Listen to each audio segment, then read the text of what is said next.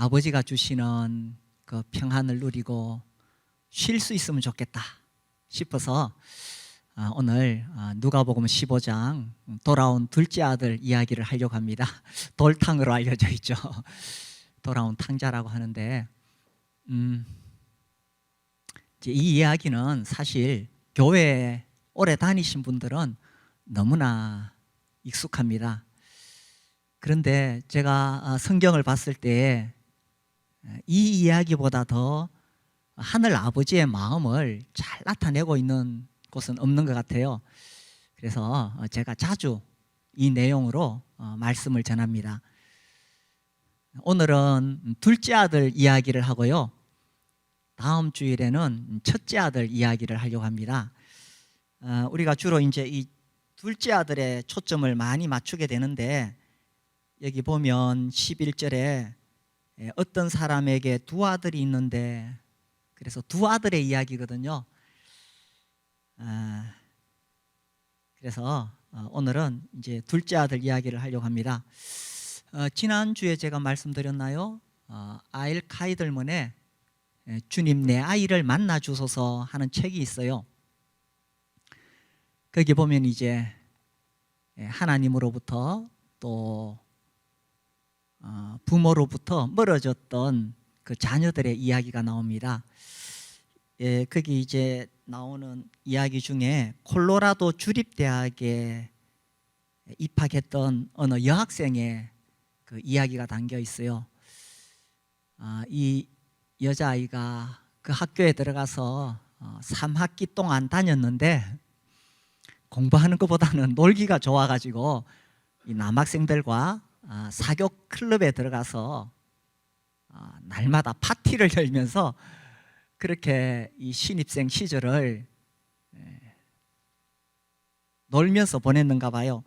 그러다 보니까 수강한 과목이 5과목인데 이 3학기 동안에 어떻게 5과목밖에 수강하지 못했을까? 그야말로 놀면서 보낸 거죠. 그나마 그 5과목 중에서도 4과목을 낙제했습니다. 이 부모님이 이 학비 다 대주시고 생활비 보내주시는데 집을 떠나와가지고 그렇게 방탕하게 보냈으니 얼마나 부모님께 죄송해요. 그래서 이제 그 책에 이렇게 나옵니다. 이제 부모님께 전화를 드렸어요. 그동안 제 삶의 많은 부분에서 얼마나 어처구니 없는 짓을 했는지 설명했습니다. 학점이 엉망일 뿐만 아니라 하나님을 가까이 하지 않았고 예수님과 동행하지도 않았다는 사실을 솔직히 고백했습니다. 그리스도를 떠나 방황했다는 것을 정직하게 털어놓았습니다. 사실 고등학교 때까지 신앙생활 부모님 밑에서 잘하다가 타지로 가면 이렇게 되는 경우가 많지요. 그래 이제 전화를 걸어서 부모님께 고백을 한 거죠. 부모님은 제 말을 끝까지 다 들으시고 딱 3마디 말씀을 하셨습니다. 잘못된 것들을 바로잡으라고 말하지 않았습니다. 누군가에게 도움을 청해 라고 말하지 않았습니다. 네가 알아서 해결해 라고 말하지 않았습니다. 우리는 너를 사랑해 라고 말하지 않았습니다. 우리는 너를 용서해 라고 말하지 않았습니다. 그보다 더 반가운 말을 하셨습니다. 부모님이 제게 해준 3마디 강력한 말은 괜찮으니 집으로 오너라는 것이었습니다. 좀 감동적이지 않나요? 괜찮으니 집으로 오너라. 그래서 제가 오늘 설교 제목을 괜찮으니 집으로 오너라 이렇게 정했습니다. 이 둘째 아들이 아버지에게 아주 건방진 요구를 하잖아요. 여기 이제 12절에 보면 그 둘째가 아버지에게 말하되 아버지여 재산 중에서 내게 돌아올 분깃을 내게 주소서. 야, 이 진짜 건방진 놈이죠. 아버지가 뻔히 살아 계시는데 유산을 미리 물려달라는 거예요. 있을 수가 없는 일입니다. 그죠? 그리고 이제 이 당시에 아버지의 소유라는 것은 토지잖아요. 그죠? 땅을 미리 자기 앞으로 등기해 달라는 거예요. 진짜 건방지죠. 자기 것도 아닌데 말입니다. 당연히 아버지 거를 자기 걸로 생각하고 있는 거예요. 이게 이 아들이 왜 이렇게 말했냐 하면 그 본심이 아버지를 떠나고 싶은 겁니다. 아버지를 떠나서 먼 나라로 가고 싶은 거예요. 이 고리타분한 아버지 밑에서 간섭받으면서 살고 싶지 않다는 거지요. 이 젊음을 자유롭게, 자유분방하게 청춘을 보내고 싶은 것입니다. 그래서 아버지를 떠나고 싶었던 것입니다. 이 젊을 때는 먼 나라에 대한 동경이 있습니다. 그래서 이제 고등학교 졸업한 우리 고3들은 서울로 가고 싶죠. 어쨌든 떠나고 싶습니다. 미국으로 가고 싶습니다. 호주로 가고 싶습니다. 이 젊은 날에는 먼 나라에 대한 동경, 거기 가면 뭔가 멋진 세계가 있을 거야. 나의 젊음을, 나의 청춘을 펼칠 수 있을 거야. 이런 막연한 환상이 있습니다. 이제 자녀들을 키워보면요, 사춘기 때에 가장 많이 듣는 소리 중에 하나가 이런 게 있어요. 뭐 이렇게 하면 좋겠다 하고 부모가 말하면 자녀들이 뭐라 그래요? 내가 알아서 할게요. 수없이 들으셨죠? 내가 알아서 할게요. 사춘기 때는 그런 말을 많이 합니다. 물론 그런 과정을 통해서 이제 자아가 성장하게 되는 거겠지요. 그런데 내가 알아서 할게요 해놓고 알아서 하던가요? 이 둘째 아들이 내가 알아서 할게요 하고는 아버지의 재산을 물려받아서 먼 나라로 갔는데 어떻겠어요? 허랑방탕하게 보내면서 다 낭비했습니다. 그 후 며칠이 안 되어 둘째 아들이 재물을 다 모아가지고 먼 나라에 가 거기서 허랑방탕하여 그 재산을 낭비하더니, 이 이야기는요 하나님 앞에서 우리 인생을 이야기하고 있는 것입니다. 하나님께서 선악 알게 하는 나무의 과실을 먹지 말라고 말씀하셨잖아요. 네가 먹는 날에는 반드시 죽으리라고 경고하셨잖아요. 그런데 내가 알아서 할게요. 그래서 선악과 따먹고 어떻게 되었습니까? 과연 우리 인간들이 알아서 잘 살고 있습니까? 하나님 떠난 인생은 고장난 인생이 되었고 온갖 죄악 가운데 참으로 비참하게 살아가고 있는 것이 하나님 떠난 모습이잖아요. 그래서 이 둘째 아들도 허랑방탕하게 탕진하고 있습니다. 아버지가 물려준 그 땅을 팔아먹었다. 이건 온 동네에 웃음거리죠. 아이고, 누구 집 둘째 아들이 아버지 땅을 팔아먹고 먼 나라로 갔다. 완전히 아버지 명예를 실추시킨 것입니다. 이것이 하나님을 떠난 인생의 모습이라는 거지요. 그런데 우리가 이 예수님의 이야기를 읽으면서 늘 이런 의문이 들지 않습니까?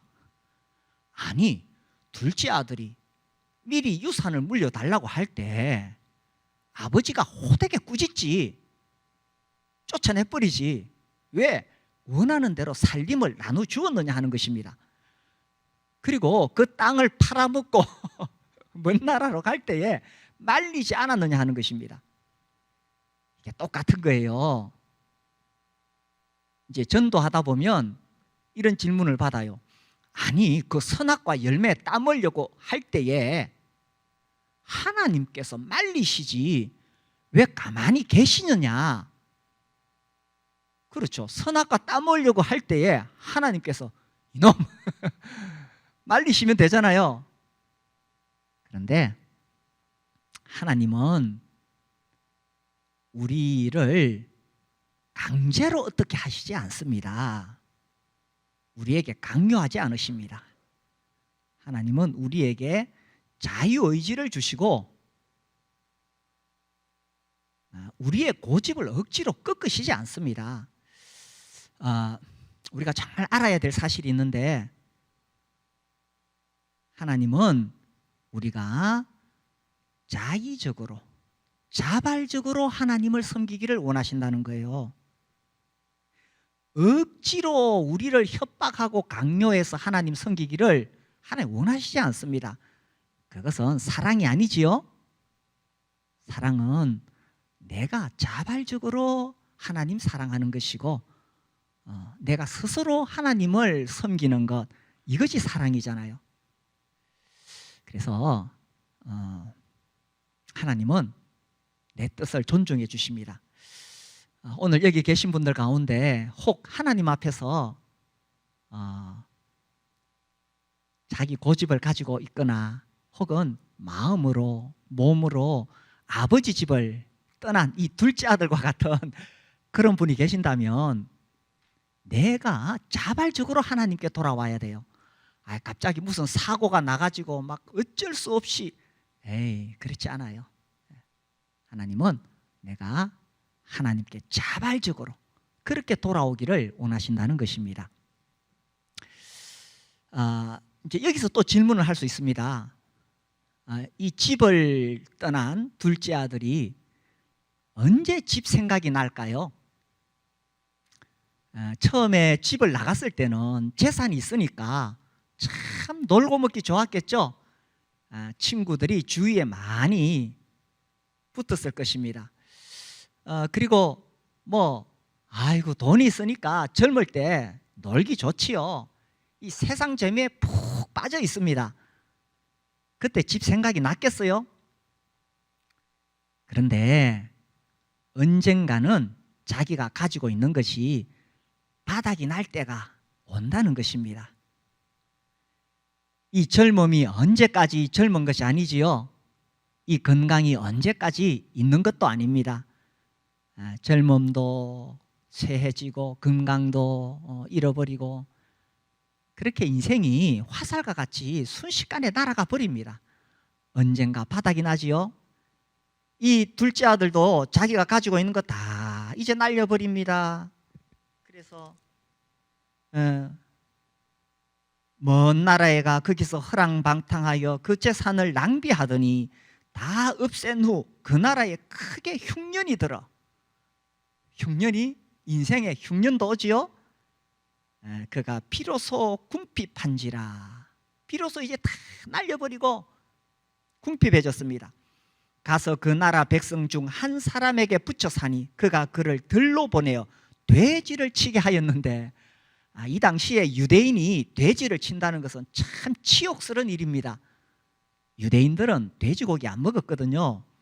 이방인들이 이제 이 돼지고기 먹지요. 그러니 돼지를 친다는 것은 참 치욕스러운 일입니다. 아주 인생이 이제 내리막길 막장이 이런 거예요. 근데 그가 돼지 먹는 쥐염 열매로 배를 채우고자 하되 주는 자가 없느니라. 그나마 돼지가 먹는 그 쥐염 열매, 그거라도 먹어서 배를 채우고 싶은데 그것마저도 없어. 너무 배가 고파. 자, 그러면 집 생각이 날까요? 근데 제가 보니까요, 인생에게는, 우리 사람에게는 이 자유의지가, 이게 똥꼬집이라는 게 있어요. 아무리 망해도, 아무리 자기가 비참해도 그렇다고 하나님께 돌아오는 것은 아니더라고요. 사람이 아무리 비참하게 빠져도 그렇다고 해서 하나님을 생각하지는 않아요. 제가 지난주에 우리 성경 읽기표에 따라서 아모스를 읽었는데, 아모스 4장에 보면 이 선지자가 이스라엘 백성들을 향해서 계속 하나님 말씀을, 메시지를 전합니다. 이 이스라엘 백성들이 하나님을 떠나서 우상 숭배하고 타락해 있으니까 이제 하나님께서 그들에게 계속 경고를 하시지요. 그래서 그들이 흉년이 들고 양식이 떨어지고 기근이 오고 먹을 것이 없어요. 그러면 이제 하나님께 돌아와야 되는데 안 돌아와요. 전염병이 왔어요. 그래도 안 돌아와요. 전쟁이 났어요. 그래도 안 돌아와요. 아모스 4장에 보면 이 상황이 아주 리얼하게 묘사가 되어 있습니다. 그러니까 이 사람이 다 망하고 다 말아먹어도 이 똥꼬집이라는 게 있어서 안 돌아와요. 그러면 언제 돌아오느냐?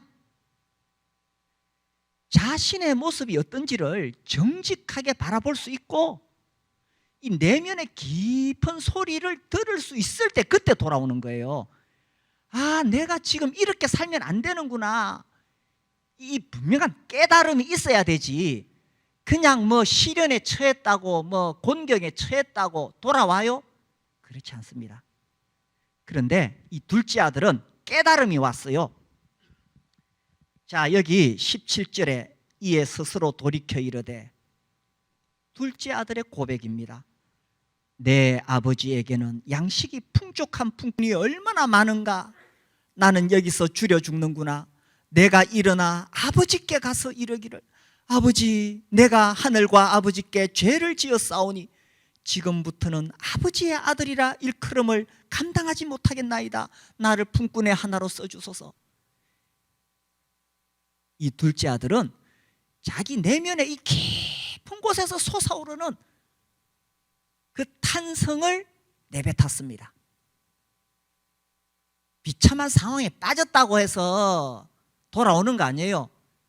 이 자기의 모습을 정직하게 볼 수 있고 자기가 지금 영적으로 얼마나 비참한지를 깨달을 때에, 이 깨달음이 올 때에 그때 아버지께 돌아오는 거예요. 우리 교회 초기에 20년 전입니다.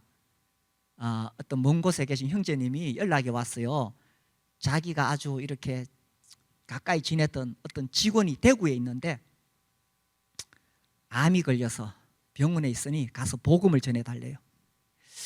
그래서 제가 그 병원에 가보니까 위암인데 이 친구가 위가 안 좋은 줄 알고도 그렇게 선생님이 경고를 하시는데도 계속 술을 마셨어요.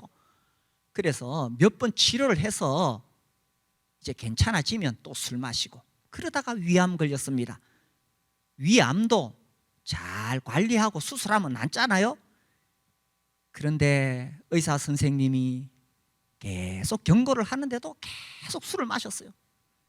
이 젊은 친구가 대기업에, 지금 젊은이들이 그렇게 들어가고 싶어하는 대기업 직원이에요. 제가 그 아내를 보니 참 키도 크고 예쁘게 잘생겼어요. 진짜 귀엽고 사랑스러운 딸이 있어요. 어린 딸이 있어요. 야, 참 남들이 부러워하는 거 다 갖추었는데, 근데 계속 술을 마시는 거예요. 그래서 마지막까지 경고 갔다가 결국은 이제 이 위암이 너무 심해져서 이제 죽을 날을 앞두고 있어요. 제가 가서 이제 복음을 전하려고 몇 번 시도를 했는데 끝까지 거절하더라고요. 너무 가슴 아팠습니다. 몇 달 뒤에 세상을 떠나고 그 아내가 이제 교회에 와서 고맙다고, 그동안에 와서 이렇게 위문해 줘서 고맙다고, 그리고 떠나갔어요. 사람이요, 자기가 아무리 곤경에 처해도 자기의 비참한 상황을 볼 수 있는 눈이 없으면, 아, 내가 이렇게 살면 죽는구나, 깨달음이 없으면 그냥 그렇게 죽어가는 거예요. 이게 인간의 똥꼬집인 겁니다. 똥꼬집. 얼마든지 거기서 돌이키면 살 길이 있고 회복할 수 있는데도 고집 부리면 망하는 길로 간다는 것입니다. 그런데 이 둘째 아들은 자기 내면의 깊은 곳에서 터져나오는 이 탄성을 내뱉었고 이 깨달음이 왔는 거예요. 내가 여기서 줄여 죽는구나. 그러면서 내가 죄를 지었구나, 내가 잘못했구나, 이렇게 고백했습니다. 어쩌면 이 둘째 아들이 집에 있을 때는 이 고리타분한 아버지 때문에 내 인생 망치겠어, 아이고 이 까다로운 형 때문에 형이 잔소리를 더 많이 하네 이러다가 내 인생 망하겠어. 그래서 아버지 탓하고 형 탓하고 남 탓했을지 모릅니다. 그런데 이 깨달음이란 뭐냐 하면 자기의 모습에 대해서 더 이상 남 탓하지 않습니다. 핑계대지 않습니다. 변명하지 않지요. 내가 잘못해서 이렇게 됐다, 하늘과 아버지께 죄를 얻었사오니 그러니 내가 잘못했습니다. 내가 죄인입니다. 이런 깨달음이 올 때에 그때 비로소 집생각이 난다는 것입니다.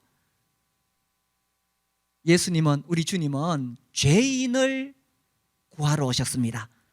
그렇다고 해서 죄인들이 다 예수님 만나러 갑니까? 아니지요. 자기가 죄인인 줄 깨달은 사람이 예수님을 만나러 갑니다.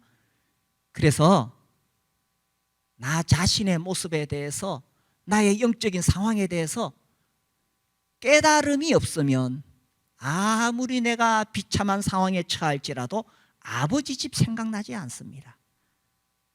참 이 성경에 보니까 이 둘째 아들은 다 깨달음이 맞지요.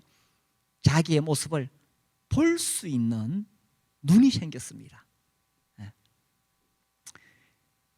세상에서요, 언제 이런 깨달음이 또 올 수 있느냐, 이게 참 우리가 인생 살면서 고난이 오고 시련을 겪게 된다는 게 이게 감사한 거예요. 잘 나갈 때 하나님의 메시지 잘 안 들립니다. 그렇죠? 우리 인간의 본성이 교만입니다. 이거 제가 경험해 봐서 잘 압니다. 내가 잘 나간다고 생각할 때는 내 잘난 줄 알아요. 제 이야기 하고 있는 거예요. 그런데 참 어렵고 힘든 그런 곤경에 처할 때, 이 자아가 깨지고 부서질 때, 그때 하나님의 메시지가 들려오더라고요. 사실은 하나님은 늘 나에게 말씀하고 계셨습니다. 사람을 통해서 말씀하시고 환경을 통해서 말씀하시고 늘 나에게 말씀하시는데 내가 잘 나갈 때는 그게 안 들려요. 이 둘째 아들 곤경에 처하자 비로소 하나님의 메시지를 들을 수 있었습니다. 근데 우리 주위에 보니까 제대로 살지도 않는데 어려운 문제도 없이 잘 나가는 사람이 있어요. 아이고, 그거 절대로 좋은 거 아닙니다. 불행입니다. 하나님의 음성을 듣지 못하니, 비록 어렵고 힘들지라도 하나님의 메시지를 들을 수 있다면 그것이 복이지요. 그런데 진짜 불쌍한 사람, 불행한 사람이 어떤 사람이냐? 곤경에 처해서 죽겠다 하면서도 하나님의 메시지를 듣지 못하는 사람, 깨달음이 없는 사람, 자신의 비참한 상황을 정직하게 대면할 수 있는 용기가 없는 사람, 그래서 점점 늪으로 빠져드는 사람, 그러다 보니 돼지 똥만 더 묻고 냄새만 더 날 뿐입니다. 그것이 참 비참한 인생이지요. 그래서 언제 아버지 집이 생각나느냐 하는 거지요. 내가 단순히 어려운 환경에 처했다고 되는 것이 아니라 깨달음이 와야 됩니다. 그 깨달음이 라는 것은 내 모습을, 내 현실의 모습을, 내가 줄여 죽는구나, 내가 죄를 지었구나, 이 하나님의 메시지를 듣는 거지요. 그래서 집 생각이 나고 집으로 돌아갈 수가 있는 것이죠. 자, 그래서 이제 이 둘째 아들이 이제 집으로 돌아가게 됩니다. 그래서 이제 이 20절에 보니까 이에 일어나서 아버지께로 돌아가니라. 참 드디어 이제 돌아오게 되었습니다. 우리가 여기서 한번 생각을 해봅시다. 이 둘째 아들이 왜 아버지 집에 돌아왔을까요? 아버지가 그리워서 돌아왔습니까? 아버지 집에 있는 풍족한 양식이 그리워서 돌아왔습니까? 이 둘째 아들이 이제 집을 나가서 생각해 보니 참 아버지 생각에 이 잠을 못 이루겠어. 아버지가 나를 어떻게 키우셨는데, 어떻게 나를 사랑해 주시고 길러 주셨는데, 내가 집을 나가 이 지금 소식이 끊어졌으니 우리 아버지가 얼마나 애타게 나를 기다리고 계실까. 아이고, 우리 아버지, 불쌍한 아버지, 내가 이제 아버지께 돌아가야지. 이래서 돌아왔습니까? 그죠? 지가 죽여 죽으니까 지금 아버지가 그리워서 돌아온 게 아니에요. 아버지 집에 있는 풍족한 양식 안 굶어 죽으려고, 밥 얻어 먹으려고. 그래서 아들로 돌아온 것도 아니에요. 나를 품꾼의 하나로 보소서. 이런 배은망덕한 놈. 그래서 돌아온 거예요. 우리가 처음에 예수님 믿을 때에 제가 그랬어요. 내가 왜 예수님을 믿었는가? 우리 하늘 아버지, 우주와 만물을 만드신 창조주 하나님, 나에게 햇빛과 공기를 주시고 내가 살아가도록 생명을 주시고 정말 얼마나 많은 것들을, 그죠? 하나님께서 주셨어요. 참 하나님 아버지 감사합니다. 이렇게 해서 하나님께 돌아온 게 아니에요. 그래서 예수 믿은 게 아니고, 제가 그 고등학교 1학년 때 그 무렵에 이제 우리나라에 한창 그 휴거 이야기가 막 나돌고 있었습니다. 휴거라는 책이 막 나오고, 그 책을 보니까 무섭더라고요. 어이구, 이거 휴거하지 못하면은 이 환란에 들어가는데 무섭더라고요. 지옥이 무서웠습니다. 그래서 지옥 안 가려고 예수 믿었습니다. 저는 그렇게 해서 예수 믿었어요. 천국 가려고.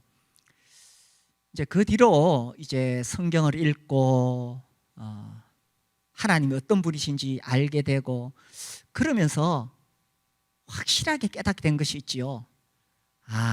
구원이라는 것은 단순히 지옥 안 가고 천국 가는 것, 이건 결론적인 것이고, 정말 구원이라는 것은 나를 만드신 그 하나님께 내가 돌아와서 하나님과의 관계가 회복되는 것이구나. 이걸 이제 나중에 깨닫게 된 거예요. 제가 한 번씩 조나단 에드워즈의 그 신앙 감정론 하는 책을 말씀드리잖아요. 이 책이 정말 신앙이 무엇인가에 대해서 잘 설명하고 있기 때문에 제가 자주 이야기할 수밖에 없습니다. 그 당시 이제 부흥이 일어났을 때에 참된 믿음이 무엇인가를 이제 이분이 이제 신학적으로 설명을 하고 있습니다. 그래서 진짜 구원받는 것, 진짜 올바른 참된 믿음이라는 것은 하나님이 어떤 분이신가를 깨닫고 그 하나님과 나의 관계가 회복되는 것이다 라는 것이에요. 그래서 단순히 지옥이 무서워서 그래서 믿는 게 아니라, 정말 이 온 우주 만물을 만드시고 이렇게 한없이 은혜로 나를 사랑하시고 나를 길러주시는 그 하늘 아버지, 너무너무 참 감사하신 그 하나님 아버지, 그 하나님과의 관계가 회복이 돼야 되잖아요, 그죠? 그래서 내가 하나님께로 돌아오는 것이죠. 그래서 하나님 우리를 너무나 사랑하셔서 이 죄 문제를 십자가를 통해서 다 해결해 놓으시기 때문에 더 우리가 하나님 사랑하고, 그래서 하나님과 인격적인 만남, 인격적인 회복, 이것이 참된 믿음이다 라고 그 책에 주장하는데, 그렇죠. 그것이 올바른 회심이 되겠지요. 이 둘째 아들은요, 아버지가 그리워서 돌아온 게 아닙니다. 그냥 아버지 집에 있는 그 양식이 그리워서 돌아온 거예요. 그런데 우리 예수님이 이 말씀을 하실 때에 20절에 보면은 이에 일어나서 아버지 집으로 돌아가니라 이렇게 안 하셨어요. 아버지께로 돌아가니라 이렇게 말씀하셨습니다. 우리 주님은 아셨지요, 이게 무슨 말씀인지. 자, 이 아버지는요, 이 둘째 아들이 아버지가 그리운 게 아니라 양식이 그리워서 돌아온 줄 알아요. 그런데 너 왜 내 집에 왔니 하고 따지지 않으셨다는 것입니다. 아버지는요, 아들이 어떻게 돌아왔든지 상관이 없어요. 그냥 돌아오기만 하면 돼. 이 아들은 이렇게 이기적인 욕심으로 돌아왔지만 아버지는 묻지도 따지지도 않습니다. 그냥 집 나간 아들이 고생하고 있는데 그 고생하고 있는 거, 그 비참한 상태에서 아버지 집에 돌아오기만 하면 돼. 그것으로 기뻐. 그냥 다 용서해버려. 그냥 좋아. 그래서 보세요. 어떻게 했습니까? 아직도 거리가 먼데 아버지가 그를 보고 측은히 여겨, 불쌍히 여겨 달려가 목을 안고 입을 맞추니, 예수님, 우리 주님은 지금 이 말씀 하시고 싶은 거예요. 너희들이 어떤 이기적인 욕심으로 하나님 아버지께 나오더라도 우리 하늘 아버지는 무조건 너희들을 반겨주셔, 만나주셔, 예뻐해 주셔. 이 말씀을 우리 주님이 하시고 싶은 거예요. 그래서 사실 예수 믿으러 교회 나올 때에 뭐 무슨 그런 거룩한 하나님 아버지를 내가 섬기기 위해서 그렇게 나오는 사람이 얼마나 되겠어요? 세상 살다가 어렵고 힘들어서 지쳐서 좀 위로받으려고 교회 나오지요. 살다가 병들어서 혹시 하나님 믿으면 고쳐주실까? 병 나으려고 나오지요. 마음이 울적하고 외로워서 교회 가면 뭐 좀 위로받지 않을까? 그런 목적으로 교회 나오지요. 살다가 너무 어렵고 힘든 일이 있어서 혹시 기도하면 내 문제를 해결해 주실까? 그래서 나오지요. 우리 인간들은 다 대부분 자기 욕심 때문에 이기적인 목적을 가지고 그렇게 교회 나오고 그렇게 하나님 믿으려고 합니다. 그런데 우리 하늘 아버지는 그런 거 따지지 않으세요. 어쨌든가 아버지 집에 돌아오기만 하면 그것으로 우리 하나님은 다 기뻐하신다는 것입니다. 이 아버지가 달려나가는데 이 이야기를 이제 들었던 그 청중들은 알아요. 고대 중동에서 이 점잖으신 어른이 달려간다, 이거 있을 수가 없습니다. 우리가 영화 같은 거 보면 옷을 치렁치렁하게 이렇게 입고 다니잖아요. 달려가려면 밑에 옷을 말아쥐고 그리고 뛰어가야 되는데 그 당시 고대 중동에서 이건 이 점잖은 어른이 할 수 있는 일이 아니에요. 이건 채통 다 구기는 것입니다. 그러나 상관없어요. 이 아버지는 남들이 뭐라고 하든 상관없어요. 그냥 자기 아들이 돌아온 게 너무 고맙고 반가운 거예요. 우리 주님은 지금 하늘 아버지 이야기를 말씀하고 싶은 거예요. 우리가 어떤 목적으로 교회에 나왔든지 간에 우리 하늘 아버지는 아직 거리가 멀어도, 아직까지는 하나님에 대해서 잘 알지도 못하고 아직 거리가 멀어도 멀리서 보고 측은히 여겨 불쌍히 여겨 달려나와서 두 팔 벌리고 달려나와서 안아주시는 그분이 하나님 아버지다. 우리 주님이 지금 그 말씀을 하시고 싶은 거예요. 그래서 목을 안고 입을 맞추니, 그 돼지 치다가 왔으니 돼지 똥 묻은 더러운 누더기 걸치고 있는데 아버지는 상관하지 않습니다. 아버지에게는 그게 안 보여요. 그저 아들이 돌아온 것이 고맙고 반가운 거예요. 아니, 자기를 맞아주시는 아버지가 고맙잖아요. 아들 입장에서. 아버지 마음은 안 그래요. 그저 아버지 집에 오기만 해도 고마운 거예요. 그래서 아들이 이르되 아버지, 내가 하늘과 아버지께 죄를 지었습니다. 이제 대사를 외우려고 그러죠. 그때 아버지는 종들에게 이르되 제일 좋은 옷을 내어다가 입히고 손에 가락지를 끼우고 발에 신을 신기라. 그리고 살찐 송아지를 끌어다가 잡으라. 우리가 먹고 즐기자. 다른 말 할 거 없다. 네가 돌아온 것만으로 다 됐다. 그것으로 나는 만족한다. 내 모습 어떠하든지 있는 모습 그대로 우리가 하늘 아버지께 나오기만 하면 하늘 아버지는 그것으로 기뻐하시고 만족해 하신다는 거예요.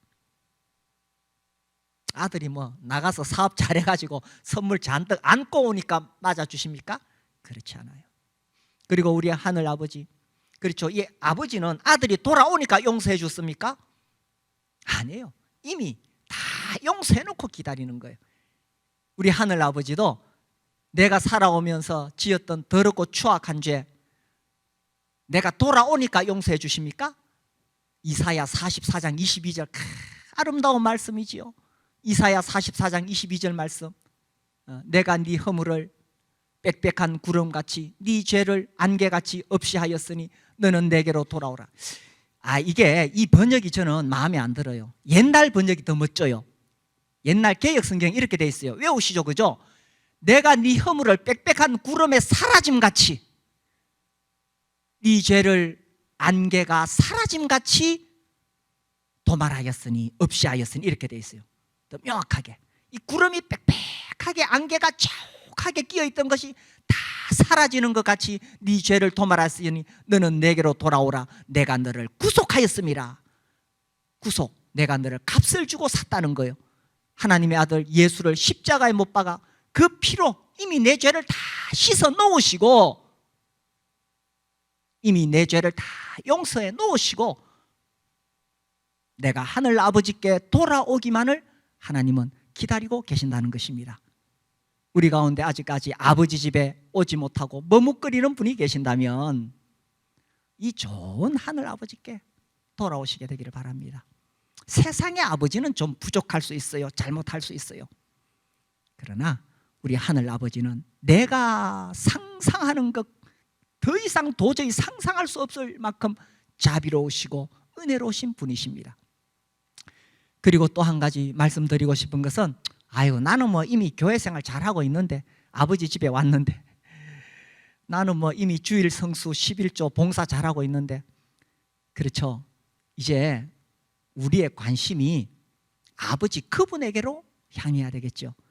이 둘째 아들이 돌아와서 아버지가 살찐 송아지 잡아서 주시니까 아들이 내 소갈비대만 뜯고 있으면 어떡하겠어요. 그죠? 소갈비대 뜯는 것도 좋지만 이제는 자기를 맞이해 주신 그 아버지와 인격적인 교제, 인격적인 만남, 인격적인 대화가 필요하겠지요. 2022년도 다들 바쁘고 분주하게 살아오셨을 것입니다. 이제 한 해를 마무리하면서 이 아버지와 다시 한번 인격적인 그런 만남을 가지면 좋지 않을까요? 먼저는 아버지 집으로 돌아와야 되고, 그리고 그 아버지와의 인격적인 만남, 소갈비대는 내려다 놓고 아버지와의 그 진실한 대화를 통해서 아버지를 다 알아가고, 얼마나 아버지가 기쁘시겠어요. 그냥 소갈비대 뜯고만 있어도 아버지는 기뻐요. 그렇지만 그 아버지와 대화를 나눌 때 아버지는 다 너무 기쁘겠죠. 이제야 내 아들이 아버지 대우를 하는구나. 우리가 하늘 아버지께도 그렇게 예배하고 찬송한다면 우리 하늘 아버지가 얼마나 기쁘시겠어요. 한 해를 마무리하면서 우리 하늘 아버지와 다시 한번 이 인격적인 깊은 관계 가운데 들어갈 수 있게 되기를 바랍니다. 우리 기도하겠습니다.